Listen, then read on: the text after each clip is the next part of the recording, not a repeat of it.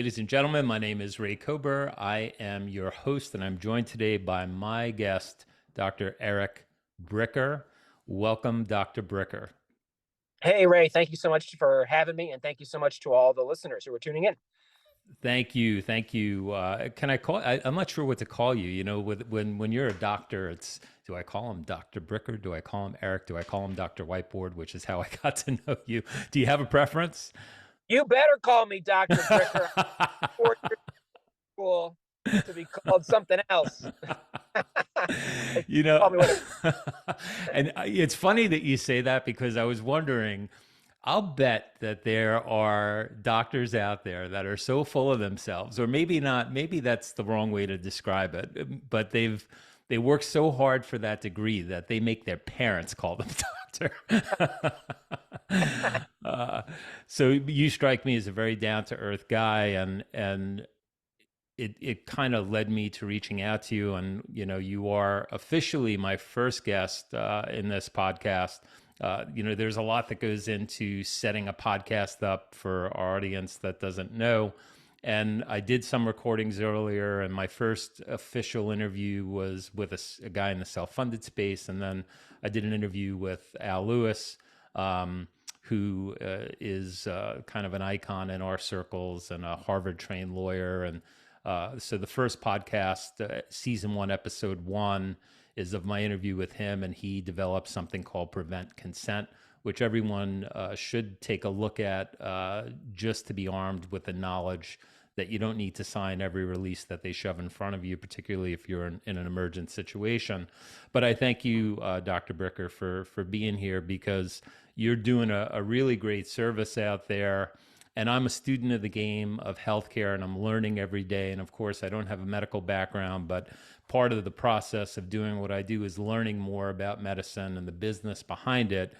And you're a double threat, because you're not only a medical doctor, but you also made a leap and a transition into the business world. So we have a lot to unpack, but I guess I want to get started with AHealthcareZ. And I know that that's not the beginning of the journey. We'll get there, but what kind of prompted the AHealthcareZ, and you creating these wonderful and informative videos? Yeah, so AHealthcareZ is healthcare finance explained, and they're about 400 videos that I have created that are on YouTube. I've got an AHealthcareZ YouTube channel that has close to 20,000 subscribers. And then I also post them on LinkedIn, and I've got over 40,000 LinkedIn followers that also watch these videos. And I post them 5 days a week. And what I do is I break down the all the issues relating to healthcare finance for doctors and hospitals and insurance carriers and insurance brokers and employers and the government, into about 5 to 10 minute videos. So they're kind of bite-sized chunks that are more palatable. And I really do it. I try to do it in a more layman's point of view to really make it accessible to people. And the reason I started making these is because there really was not, because I was trying to look up this information myself, and I'm like, there's no resource that kind of gives people this kind of information. And I'm like, well, shoot, if it doesn't exist, then I'm just going to have to create it. And I even go back and look at some of my own videos. I'm like, how does that work? And I go back and I look at one of my own videos. I'm like, oh, that's how it works. That's So great. that's So how it's in it. Yeah, go ahead. I'm just wondering though, so when was the first one? When did you start? It was December of 2018. December of 2018. And it's really, for those of you that haven't checked it out, they really are bite-sized chunks. So it's not long-winded where he's drolling on and on and on. It is bite-sized chunks of useful information. And with such a vast library, over 400 videos, if you're an employer, if you're a CFO trying to wrap your head around, hey, is my consultant giving me the right information? Or maybe you want to fact check, you want to inspect what you expect. I could virtually guarantee you that if you go to Dr. Bricker's site on YouTube, you could probably find a video on the topic, and at the very least, get an alternative point of view. But What I love about you, Dr. Bricker, is that you not only have a medical degree, but you also made a transition and developed a successful business. But before we go there, what I'd Okay. like to know is you mentioned to me that you don't really have doctors in your family, and yet you became a medical doctor. And what fascinates me, being a student of life, is there's no such thing as luck, right? You create your own luck, and a lot of that has to do with just putting in the work and the reps. But before there's the work and the reps, you have to have the aptitude to be a medical doctor, because it's an enormous amount of work, I would imagine. Can you just take us through that? Like, when did you first know that you wanted to become a doctor, and what was that journey like for you? Yeah, so I was very fortunate that I grew up in the suburbs of Washington, D.C., in the town next door to where the NIH is, the National Institutes of Health, which are in Bethesda, Maryland. And we had a family friend at our church who was a scientist at the NIH. And she approached my parents and she said, "We have this summer internship program, and would Eric like to be an intern in our lab?" And this was when I was 15. And so I was just, mowing lawns. And so this was going to be in air conditioning, paying like $9 an hour. And so I'm like, sweet, I would love to do that. And so that's how I got my start. And it was in the National Institutes of Diabetes, Digestive, and Kidney Diseases, NIDDK. And I worked there doing research for 3 summers. And yeah, I mean, it was awesome. I learned a ton, and I really had a keen interest in biological science at a fairly young age. Were you a good student? And I was in honors classes, but I certainly wasn't stellar. I mean, I also went to a highly competitive high school, so there were gobs of people who were much smarter than I was in school. So I found it to be rather isolating, though, in that a lot of scientific research is kind of done on your own, and so I spent a lot of time just doing stuff on my own. I'm like, oh, I'm kind of more of a people person. I kind of like interacting more with folks, and so the head of the lab um, said, "Well, maybe you should consider being a doctor." And so I said, "Okay, well, let me kind of learn some more about that." And so the following summer, I volunteered in an emergency room of a local hospital. And you're just like wheeling patients around to like radiology and taking like lab samples down to the lab and just kind of doing all sorts of random stuff. And it was great. I thought it was fascinating, and it really was. I think most doctors would say this. It really was a calling. Everybody finds something that just kind of aligns with their interests and their passion, and what the world needs. And that was it. And so at that point, I was in college. I said, okay, well, I'll be pre med. And the actual business interest actually happened in college as well, because this was in the 90s during Hillary Care and HMOs. And every single doctor I talked to in the ER said, whatever you do, don't become a doctor, because insurance companies, government are ruining the practice of medicine. This is over 25 years ago, going on 30 years ago. And they said it was a horrible profession 30 years ago.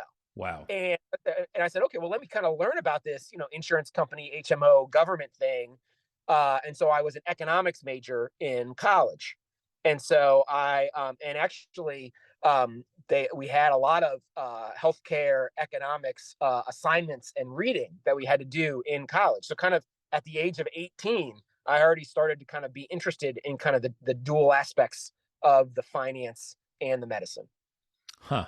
And so, for young people that might eventually listen to this, we know they're not listening now, but if they're considering a path towards, if they feel as if they have this calling to medicine, would you discourage them, or would you encourage them at this point? Oh man, we need all the help we can get. Of course, I would encourage. So you wouldn't be one of those doctors that gave you the advice, say, hey, whatever you do, don't get involved in this, it's a racket. That's right. It's all a matter of expectations, right? The key to happiness is low expectations. So I, Yeah. I went into medicine with very low expectations. So, and there's a lot of work that goes into it. I've interviewed people in the past. One of my When I first started my career with insurance. I work for a voluntary benefits provider, and one of my roles as a manager was to interview folks, and I used to do group interviews. And I had a young lady approach me at the end of the interview, and she was almost in tears because she wanted the opportunity based on what she could achieve and accomplish. However, it was a sales position. There was no salary. There was no benefits. You eat what you kill.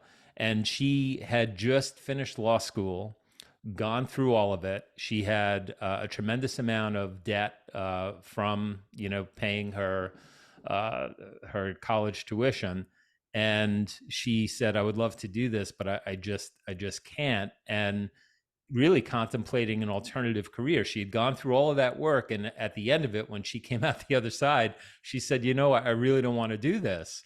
And I would imagine so my research tells me that on average, it takes like 14 years of school and residency before you're officially an MD. When were you officially an MD? How old were you? And what was that? Was there like a moment where you broke the tape and went through, you crossed the finish line and you were like, yes, I did it? Well, tell us about that.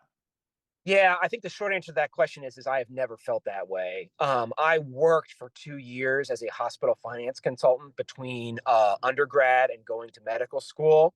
And so I entered medical school when I was 23 and then finished medical school 4 years later when I was 27. And so when you graduate from medical school, you are a medical doctor.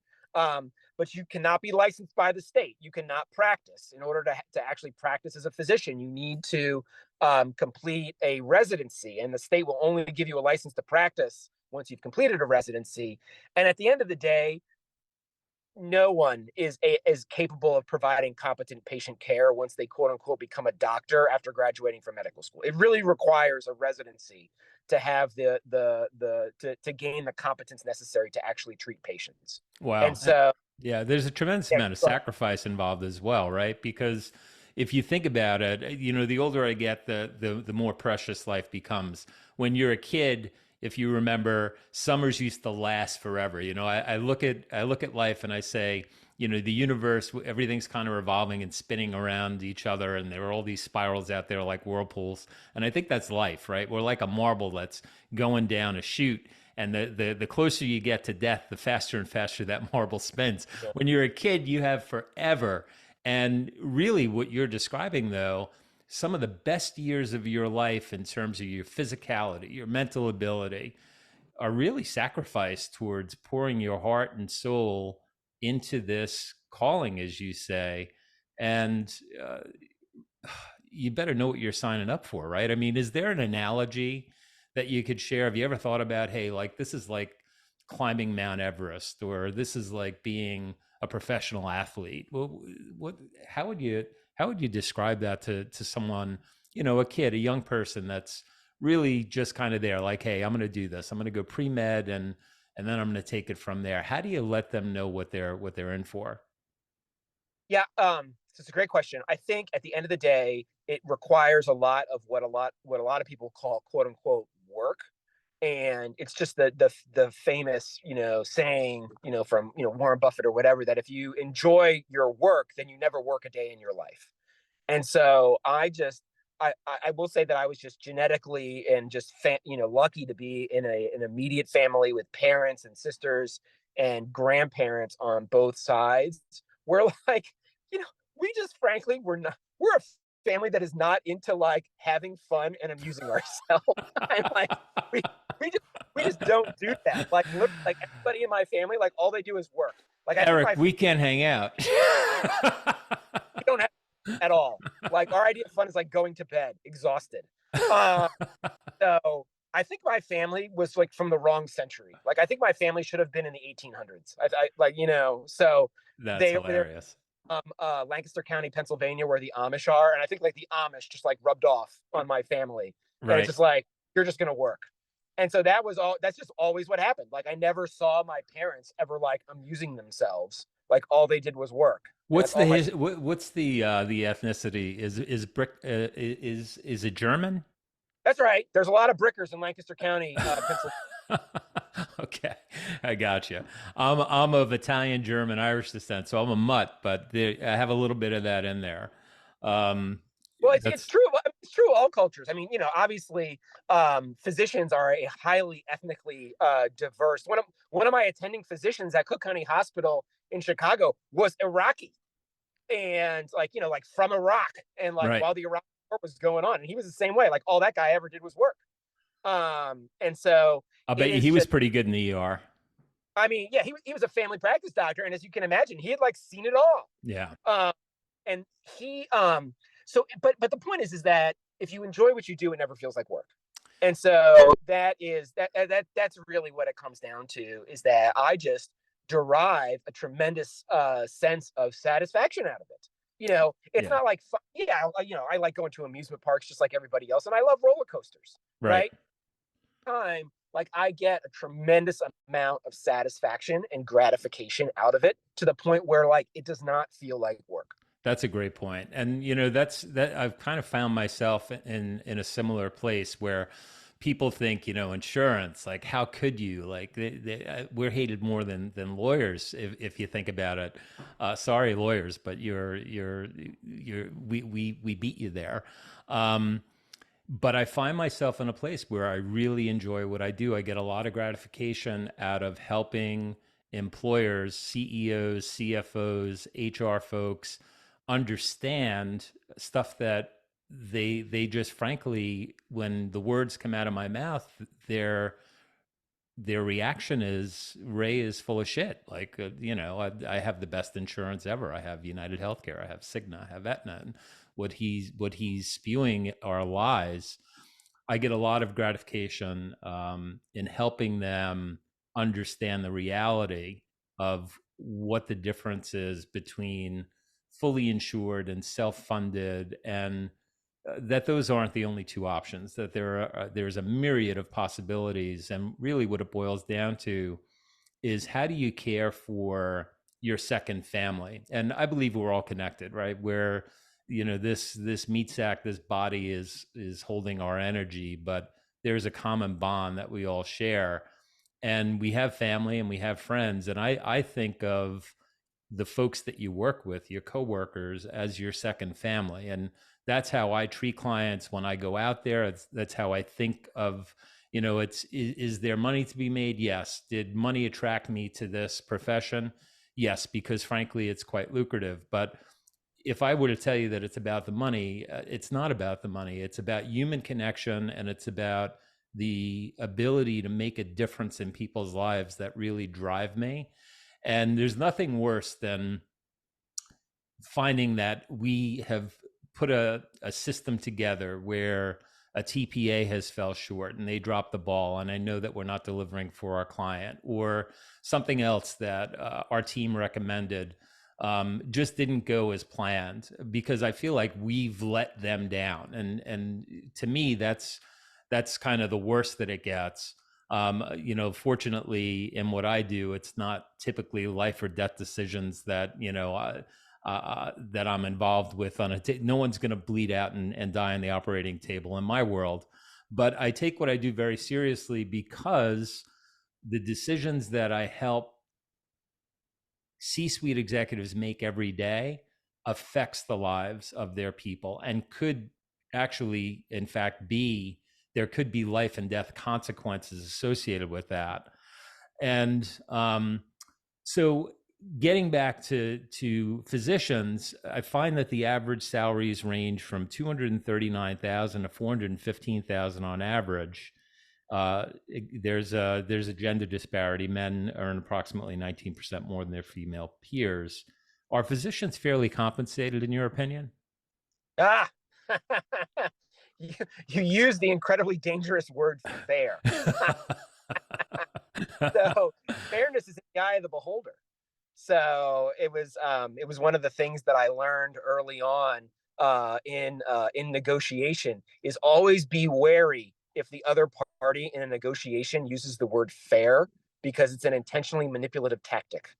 Yeah, Because oh well, no one wants to be unfair. Well, we're just trying to reach a fair agreement. Oh, of course, I want to be fair too, right? right. Oh, malarkey. you're trying to get what's the most for you, which you think is quote unquote fair. What I've found in negotiations is if both parties feel like they're being treated a bit unfairly, it's probably a fair deal. Right. Right? That's It's gotta be in both sides, but you're exactly right. for the most part, the vast majority of doctors and the vast majority of people in America believe they should make more. Yeah. And I think doctors are no different than anybody else in America. They think they should make more. Sure, sure. No, and I don't think by and large the spot that we find ourselves in today as a nation is in large part due to the fact that physicians have bloated salaries. Now, I do think, as in any profession, you know, there are kind of the scoundrels, you know, the folks that are out there raking in millions of dollars and you know, not using best practices and taking advantage of folks. But by and large, I think if we were to cast the net, I don't think physicians uh, are the smoking gun with what's wrong with our system. And folks, if you take out a dollar bill, or better yet, take out $100 bill and you fold it 4 times and you rip off one of those sections, you're going to have 5 sections on that bill. So if it's $100, you just rip off a fifth of that bill. That's how much we're spending on healthcare in this country right now. It's essentially 20 cents of every dollar, and it's going up from there. And I talk to employers and folks all the time, and they swear that they have the best insurance and et cetera, et cetera. When in fact, the research shows there was a Commonwealth Fund study in 2020. The U.S. ranked 11th out of 11 countries in terms of high income countries, in terms of their overall ranking. And so, in order of best to worst, Norway, the Netherlands, Australia, the UK, Germany, New Zealand, Sweden, France, Switzerland, Canada, and way down at the bottom, the United States. We ranked 11 in overall ranking, access to care, administrative efficiency, equity, and healthcare outcomes. We ranked number 2 in care process. Okay? And so, you know, I think most folks out there, and you know, I binge watched a bunch of your videos. Like I've seen them over the years, but recently I looked at a bunch of them, and you did one where you were there was a study conducted on what employers think of the quality of their healthcare, and the percentages were like, oh, you know, 80% satisfied, 90% satisfied. Not asking the actual members, the employees, what their experience is. It's asking the employer what they think Right. of their healthcare. And so I think that you have to rely on data. It's very dangerous when you're making assumptions without facts and what are the sources, and quantifying that. And so, in terms of what do you think of that study as a physician? Um, do you agree with the numbers? Do you disagree? And how does it make you feel as and are you practicing still, by the way? Are you practicing physician today? No, no, I was a hospitalist, which is just a hospital based internal medicine physician at a hospital in a suburb of Dallas called Plano, but I no longer practice there. Gotcha. Okay. And when did you stop practicing? My last year there was actually 2010 because I'm a bit of an entrepreneur. I started a healthcare navigation firm with 2 other partners, and we bootstrapped the business with only a small amount of investment. So I was working part days, nights, weekends at the hospital while starting the business. And when the business began to grow and my responsibilities at the business began to grow, I was burning the candle at too many ends. And so I stopped practicing so that I could be the chief medical officer of Compass full time.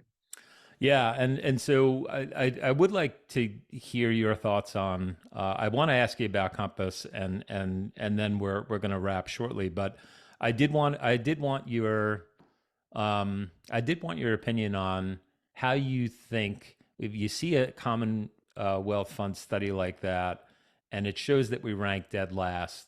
Do you believe it? Do you resist it? And how do you feel? Like should we be ranked 11th, or is there something that we could do about it?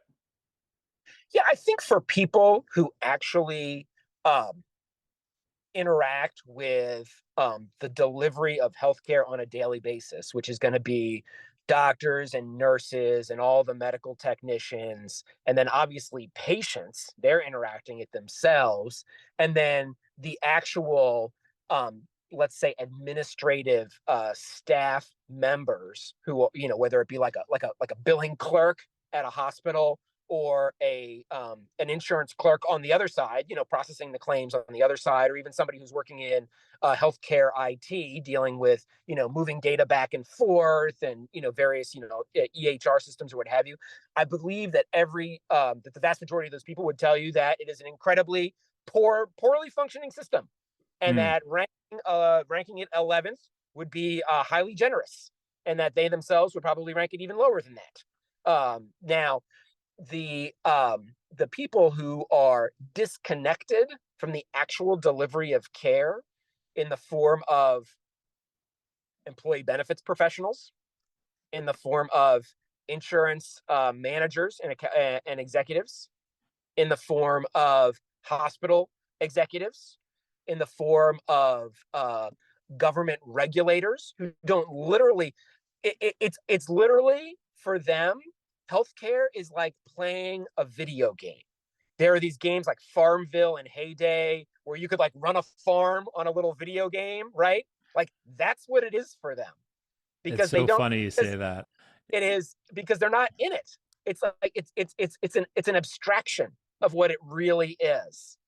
And Well, so I think we're in a society where win at all costs. You know, we have in the criminal justice system, we have prosecutors that the evidence may support the fact that they don't have a strong case and that there is a strong likelihood that this person that they're convicting is innocent, but their aim is to win.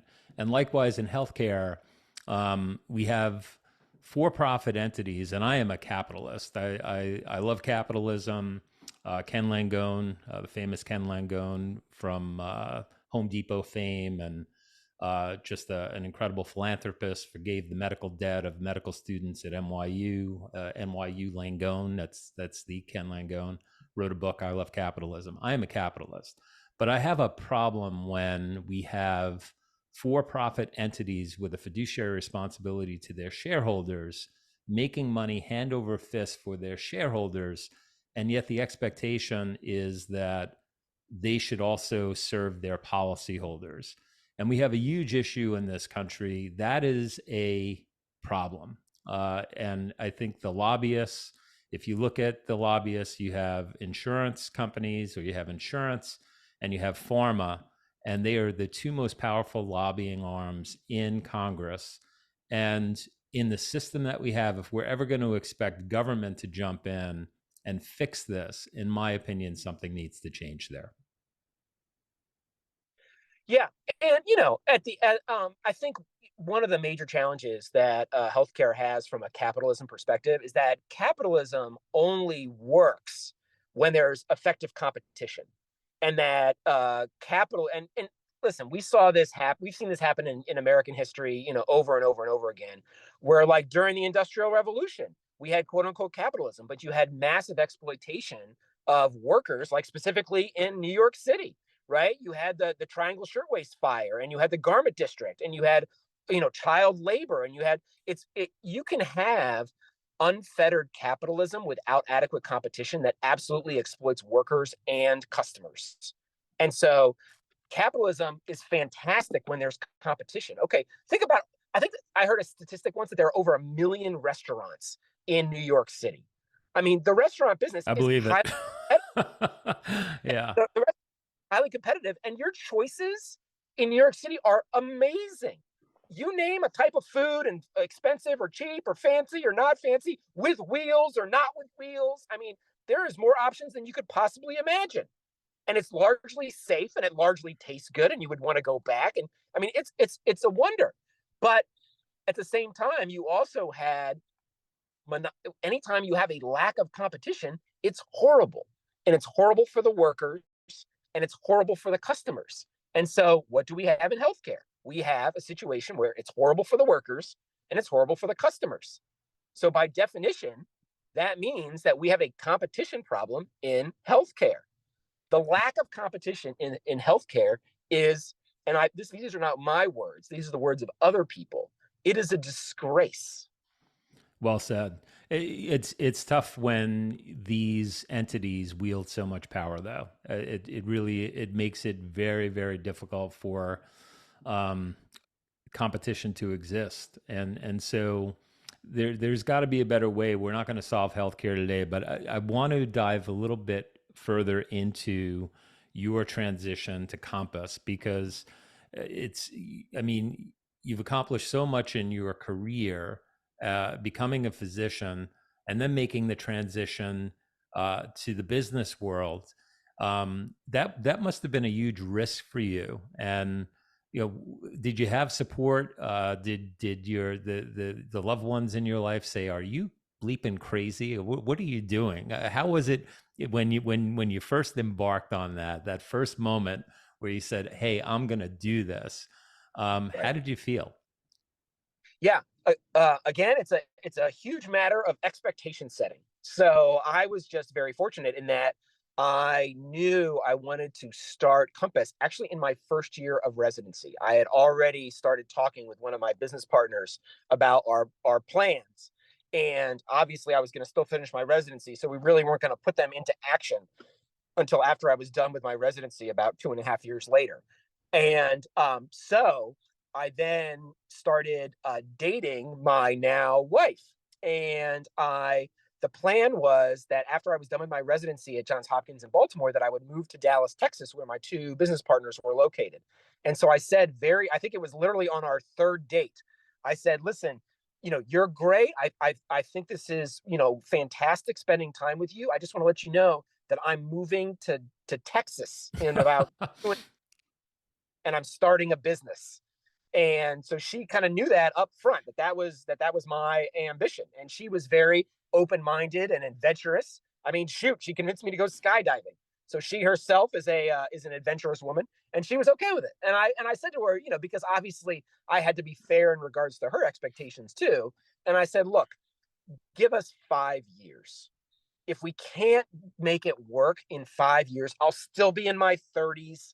I can still be like a regular doctor and see a whole bunch of patients, and we can pay the mortgage and have kids and all that sort of stuff. But just give me 5 years. Mm, So I had a clock, but it was a pretty long clock. yeah. And so do doctors sell on a day-to-day basis? Would you say that doctors are salespeople? No, I mean, I think that um, the only doctors that I've seen actively sell are doctors that are in the aesthetics business. Mm, All plastic surgeons. I've absolutely seen plastic surgeons and dermatologists, Yeah. and there's another specialty called oculoplastic. So they're actually an ophthalmologist, because people when they get older they get their eyelids droop, and so they'll do sort of the eye equivalent of plastic surgery to fix the drooping eyelids. Yeah. I've seen them sell, but those are really only the aesthetic ones that I've seen sell. And so I'd like you to describe what your vision of Compass was and what you did. And your business achievements are amazing. Like I don't know the numbers, and I don't expect you to share the numbers in terms of what you sell for and all of that stuff. But just what you've accomplished in terms of sheer numbers, having gone from a startup to amassing a client list of close to 2,000 and 2 million lives covered. That's fucking amazing. Like as take it from a career sales professional, that is amazing. And so you should be applauded and commended for that.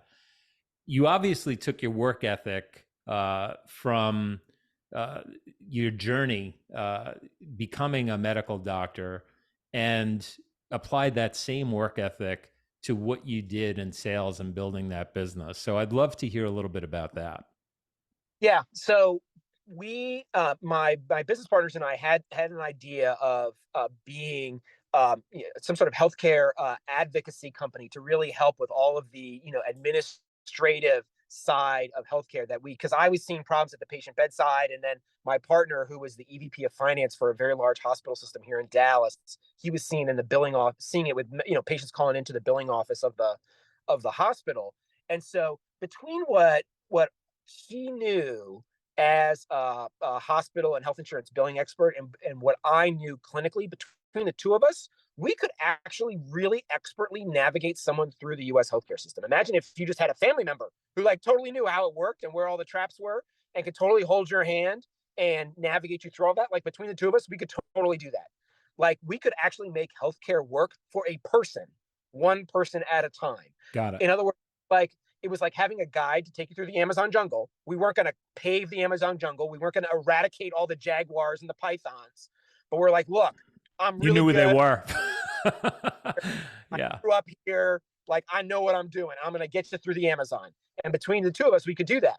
And so we're like, okay, well, let's just scale that. And this was in 2007, right when consumer directed health plans were starting. And so employers were moving to these quote unquote HSA cards where the copays were going away and the deductibles were going from $250 to $2,000. And the employers are like, hey, we want to move to these plans, but the employees have no idea what to do with them. And the insurance companies, frankly, are not helping us out very much. And the doctors certainly aren't helping us out. And the hospitals aren't helping us out. We need somebody to help us out because all the employees are calling HR and we can't have that. And so we're like, okay, well, we're going to be the enablement tool to go along with your consumer directed health plan. And our success was because of timing.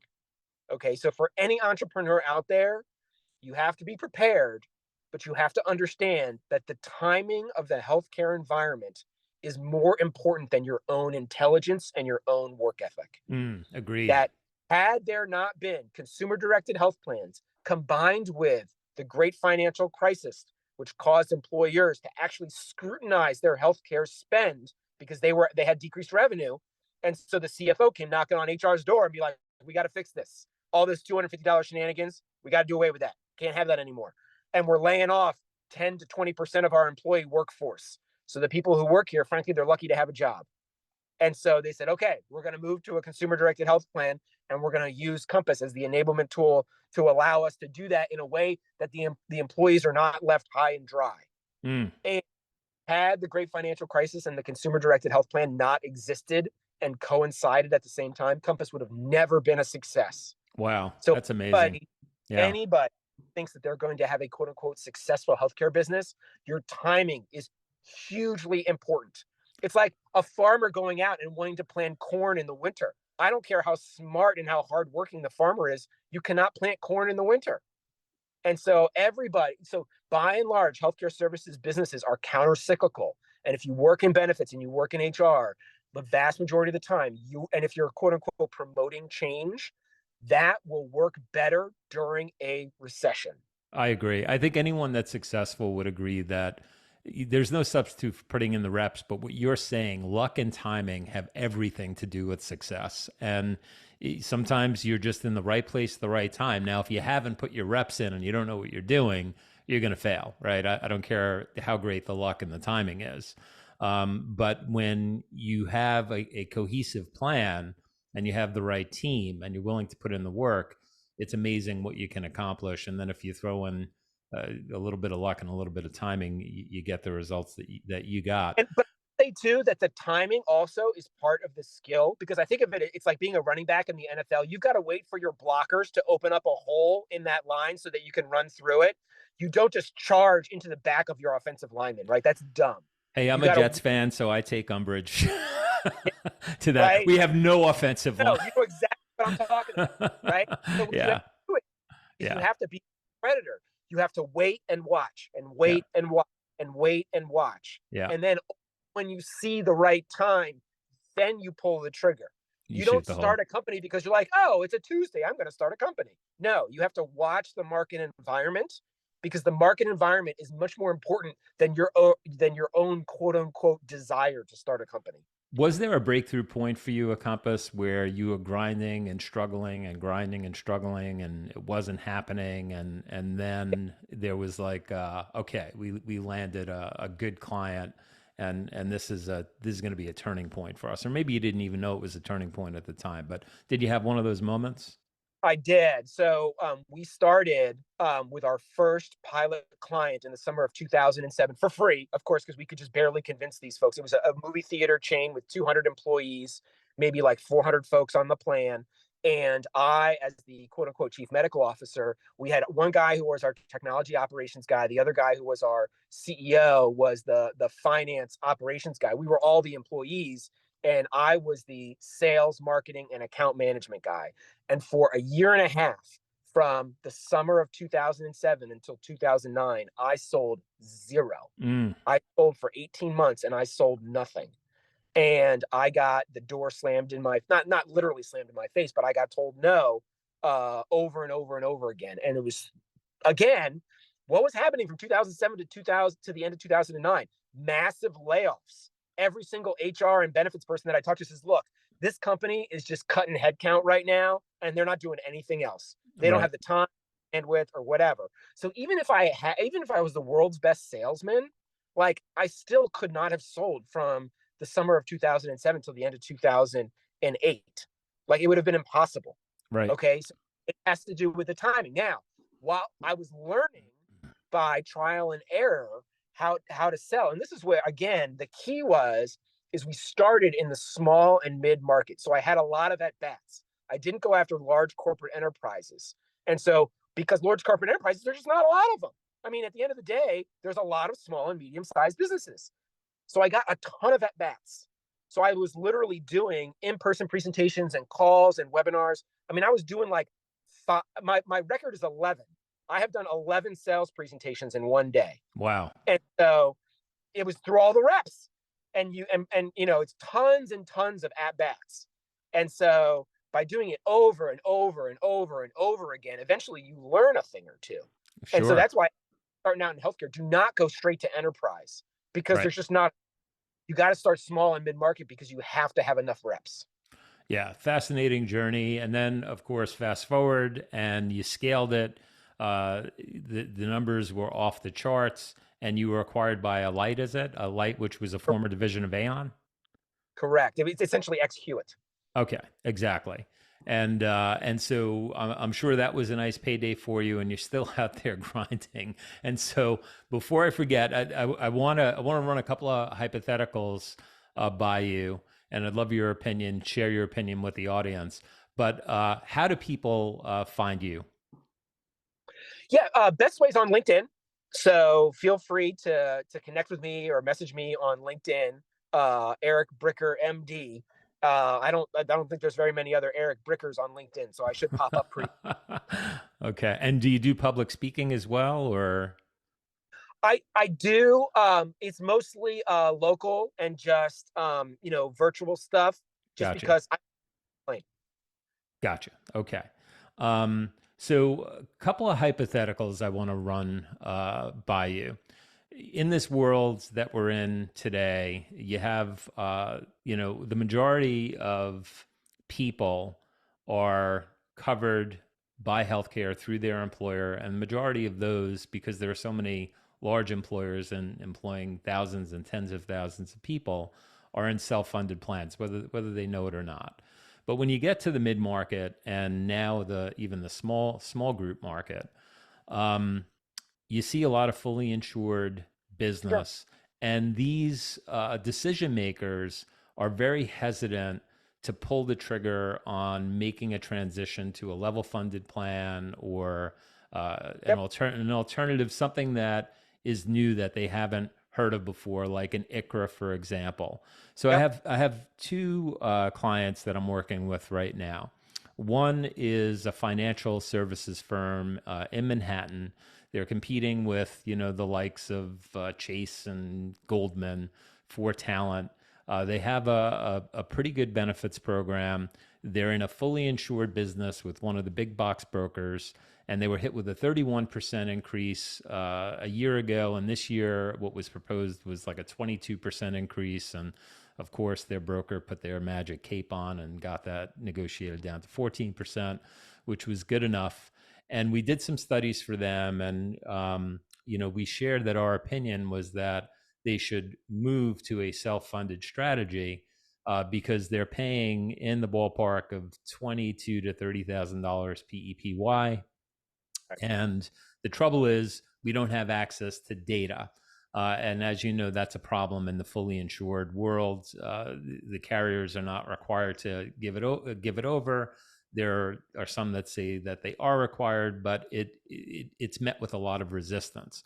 So my Yep. question for you, knowing what you know on both the medical side and on the business side, is if you were to go into leadership in that business, Mhm. what would you say to the team in terms of um, if you migrated to a self-funded strategy, would it and should it change the access to care, the member experience, and in terms of the financials, what would your thoughts be?